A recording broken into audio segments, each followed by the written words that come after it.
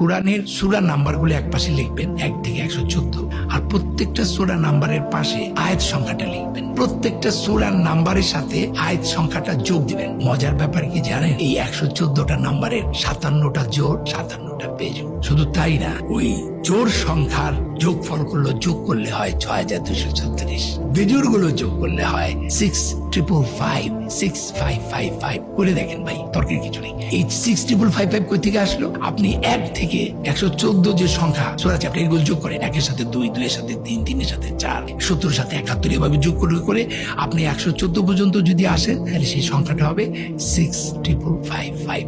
তাহলে জোড়াটা হচ্ছে 6236 আর বেজোড়টা হচ্ছে 6555। শুধু তাই না, এর পরের যে ঘটনাটা সেটা আরো ভয়াবহ।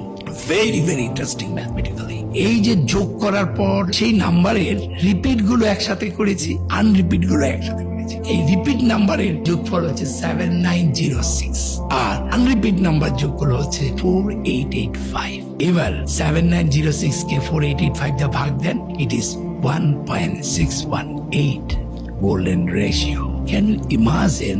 আপনি চ্যাপ্টার আর ভ্যাস নাম্বারকে যোগ করার পর রিপিট আনরিপিট করে আলাদা করবেন, তারপর রিপিট নাম্বার গুলোকে আনরিপিট নাম্বার দিয়ে ভাগ দেওয়ার পর গোল্ডেন রেশিও হবে।